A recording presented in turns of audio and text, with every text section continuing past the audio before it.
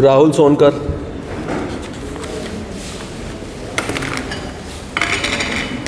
बैठिए, बताइए। सर मैं राहुल फरीदाबाद से हूँ। सर मैं पत्नी और एक छोटा 2.5 साल का बच्चा है, साथ में रहते हैं और कोई हमारे साथ नहीं रहता है। बट पत्नी सर क्या है उसको समझ नहीं आता, वाद विवाद लड़ाई झगड़ा रोज एकदम से थाना पुलिस करना, झूठे केस में फंसाना, आरोपित करना, यही सब चलता है सर। अभी भी 2-3 दिन से फिर। किसने कराई थी शादी आपकी? सर हम लोग की आपस में पहचान थी 2-3 साल से। उसके बाद भैया को मैंने सिस्टर को भैया को बताया तो उन्होंने शादी करा दी। तो 2-3 साल में आपकी अंडरस्टैंडिंग नहीं बन पाई? सर वो शादी से पहले हमको जो भी बताती थी मैं उसे विश्वास करता गया। मतलब कहती थी मेरे घर वाले ऐसे करते हैं वैसे करते हैं, मतलब बहुत प्रताड़ित अपने आप दिखाती थी। तो मुझे भी सिंपैथी होती थी कि ठीक है मेरे घर पे भी आएगी, ठीक से रहेगी, इतनी प्रताड़ित है तो। लेकिन वहाँ से आने जब वहाँ थी तो वहाँ की बुराई मेरे से करती थी, जब यहाँ आ गई तो मेरी बुराई अपने घर में करने लगी। तो दोनों परिवारों को अब इसने दुश्मन बना दिया। अब ये क्या चाहती है ये समझ नहीं आ रहा सर। और मैं बिजली विभाग में नौकरी भी है, सब सैलरी वगैरह ठीक ठाक है, कोई कमी घर में नहीं है। और मेरी जॉब रह कहाँ रही हैं ये?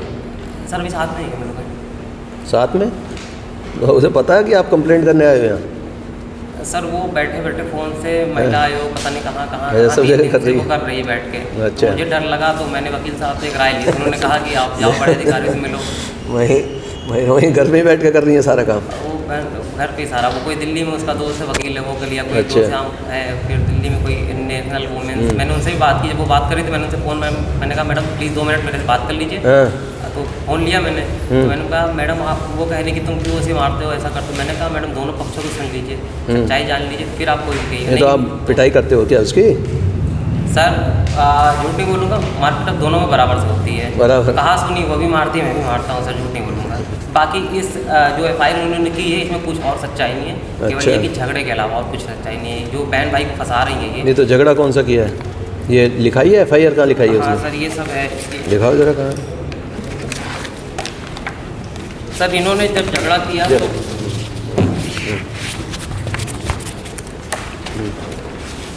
बताओ। सर ये सब है। ये FIR उसने लिखाई?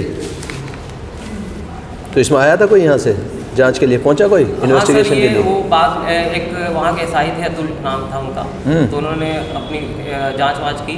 तो इन्होंने कहा कि हम यहाँ एक्चुअली सर इन्होंने धोखा किया ये कि पहले 151 में मुझे फंसाया वहाँ पे, तो मैं एक रात लॉकअप पे रहा। फिर इन्होंने अगले दिन ये फर्जी FIR कर दी, मुझे पता नहीं था। फिर ये सखी वन स्टॉप एक मध्यस्थता ज्ञान समथिंग कुछ है, तो वहाँ पे ये किसी माध्यम से पहुँची।